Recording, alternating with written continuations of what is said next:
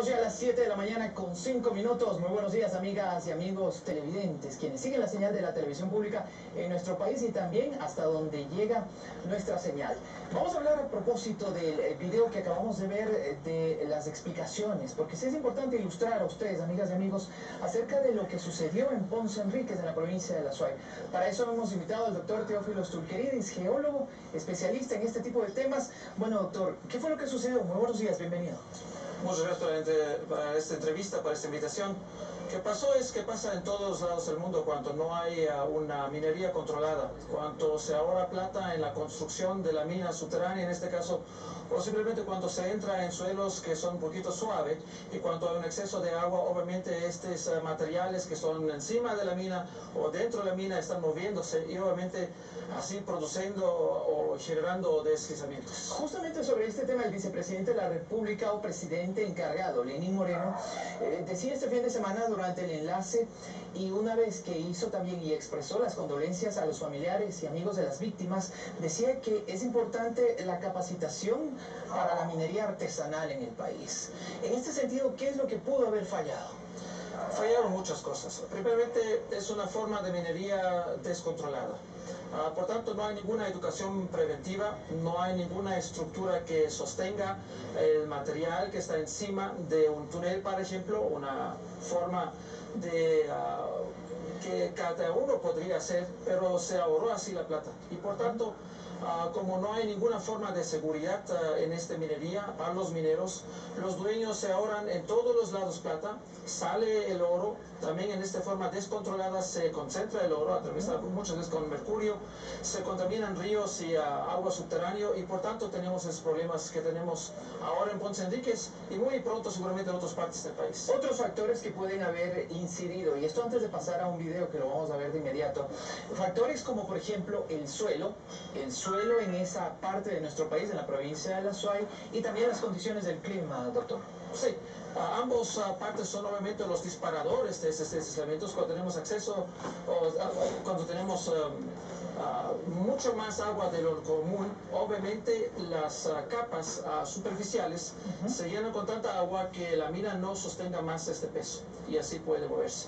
La otra parte es que entran en algunas capas cuales no pueden retener el agua y obviamente se pone una capa deslizante y por tanto allá podemos tener otra vez esos problemas. Y esto pasa, como dice, no solo en la minería, pasa en muchas partes del país debido de la mala conducción en la gestión de taludes, en la gestión de cortes de paredes, allá pasan los deslizamientos. Bueno, repetimos, estamos dialogando con el doctor Teófilo Stulquerides, él es geólogo y nos está explicando las causas y lo que pudo haber sucedido en el cantón Ponce Enríquez de la provincia de La Suay. Yo los invito a seguir con este diálogo, pero antes vamos a ver un video a propósito de lo que ha sucedido en este punto del país este fin de semana. Veamos.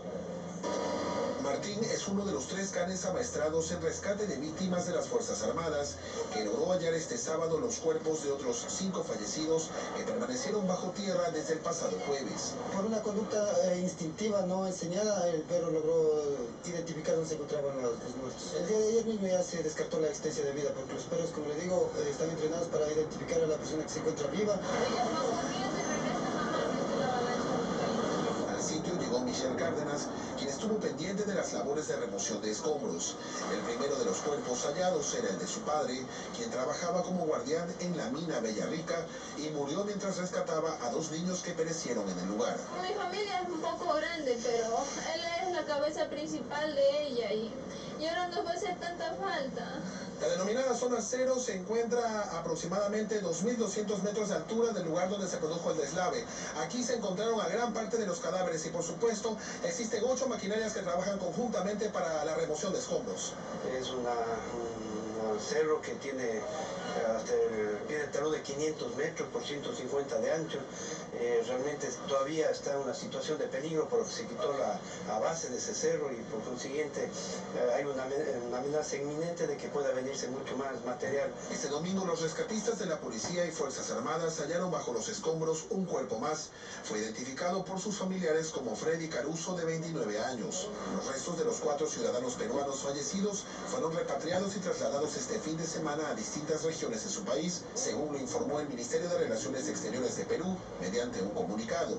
Al momento, la cifra de fallecidos por este deslave es de 11 personas. Con imágenes de Diego Chinga en el cantón Ponce Enríquez de la provincia de La Suay, César Duarte, Ecuador TV, su televisión pública. 7:10 de la mañana, el doctor Tulquerides nos estaba explicando que en ese caso lo que pudimos apreciar es que el suelo estaba sobresaturado de agua. Pero también nos ha traído algunas estadísticas, parte de un estudio que realizó entre los años 2007 y 2011, me decía. Y esto a propósito de los deslizamientos. ¿Qué reveló ese estudio, ese trabajo? Bueno, esta encuesta que hemos hecho eran 22 preguntas en cuales preguntamos sobre la percepción, la preparación, el conocimiento de los ecuatorianos académicos, porque esta encuesta era solo en universidades, sobre lo que pasa en su alrededor, en nuestro terreno ecuatoriano, a través de diferentes desastres que existen. En el caso de deslaves, así tenemos una pregunta, por ejemplo, que dice, ¿cuál cree usted que es el tipo de desastre que más vidas cobró en el Ecuador en el siglo pasado? Y la mayoría dice terremotos, seguido de inundaciones, volcanismo, y algunos 8% dicen deslizamientos cobraron más vidas que todo. Pero cuando veamos la realidad podemos ver que deslizamientos es la causa número 1 de muertos aquí en el país, seguido de terremotos, inundaciones, hasta de tsunamis salimos muertos y muy poco de volcanismo. No quiero descartar que algo grande podría pasar, como en el siglo XIX, con volcanismo, pero en este caso podemos ver claramente deslizamientos cobran más vidas de ecuatorianos aquí en nuestro terreno. Y esto pasa porque la gente olvida que se acumulan los diferentes desastres a través de los deslizamientos y se acumula obviamente el montón de gente que se mueren de esta causa. Se recuerdan de grandes terremotos como este de Ambato Pelileo, de Reventador, pero se olvidan de las cosas chiquititas. Si veamos ahora qué ha ocurrido en los últimos 12 años en este siglo, podemos también apreciar que la causa número 1 todavía sigue deslizamientos.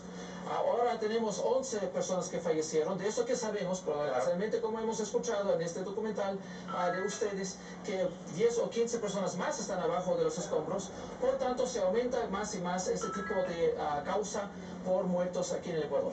Ahora, doctor, frente a esto, es importante también anotar el desorden en la planificación urbana en algunos lugares de nuestro país, porque lo hemos podido verificar incluso con usted, doctor, in situ, pero también en algunos casos la imprudencia, la inobservancia a las disposiciones, incluso la necesidad por buscar un sitio donde vivir, también son otras causas que de una u otra manera afectan a este tipo de situaciones. Muy bien, exactamente esa es la pregunta que buscamos nosotros, los periodistas como usted, a los científicos. ¿Qué falló? ¿Qué podemos hacer para que no pasen esas cosas repetitivamente en el país?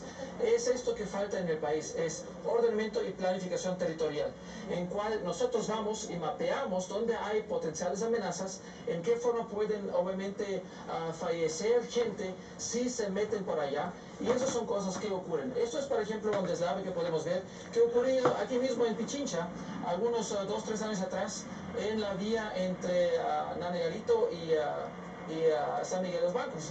Esas son cosas que pasan cada rato. ¿Y por qué? Porque gente se meten, cortan las vías o los taludes y por tanto obviamente provocarán futuros deslizamientos. Aquí tenemos la reactivación de una falla geológica que anteriormente no era detectada, porque no se ha hecho un buen mapeo en este caso, y por tanto en la vía más importante que conecta la sierra con la costa, que es la Loa San Domingo, hubo un desprendimiento de las rocas y por tanto 5 días se cerró la vía 2 años atrás. ¿Cómo no? Son cosas que ocurren en cada lado del país debido de la imprudencia, de la mala planificación, por el desconocimiento y, como dijimos, por la falta de ordenamiento territorial. Doctor, finalmente, sí es importante recalcar en esto. ¿Cuál es la lección que nos deja lo ocurrido en Ponce Enríquez? ¿Cómo sacar también lecciones para que hechos de esta naturaleza, a pesar de que usted dice que han sido tan comunes, y lo dice la historia y lo dicen las estadísticas, no se sigan repitiendo en el Ecuador? Hay de contratar a través de la Secretaría Nacional de Gestión de Riesgo más geólogos, a cuales obviamente hace un catastro nacional de geología de las amenazas mismas y así obviamente una planificación y un ordenamiento territorial para todo el país. Solo así podemos saber dónde existen qué tipo de riesgos para prevenirles y mitigarles. ¿El ciudadano común qué puede hacer? El ciudadano común puede hacer mucho. Llamar cuando se vean fisuras en el suelo, cuando se vea que algunos árboles están ya girándose, están inclinándose, cuando se cae algún material de algún lado, cuando solo el ciudadano lo vea y no podemos detectarlo a tiempo a través de las autoridades. Cuando esta persona, el ciudadano común y corriente, nos llama, nos dice, en este caso en la Escuela Política del Ejército, esto está ocurriendo, vamos allá hasta con imágenes satelitales, conjunto con el Instituto de Estudios Espaciales Ecuatorianos o con el Instituto Geográfico Militar, y podemos ver sin visitar el sitio qué está ocurriendo y así hasta predecir el volumen potencial que puede moverse. Eso sí se puede predecir. Esto puede predecirse, es una de las pocas amenazas naturales que podemos predecir, hasta el volumen, hasta dónde se dirigirá. Todo esto podemos hacer. Doctor, muchísimas gracias por haber estado presente, por habernos ilustrado y por supuesto por habernos hecho entender un poquito más acerca de este tema. Muchas gracias a usted. El doctor Teófilo Stulkeridis, geólogo, experto, docente de la Escuela Politécnica del Ejército, 7 de la mañana con 16 minutos. Voy contigo, Gustavo, hasta la ciudad de Guayaquil.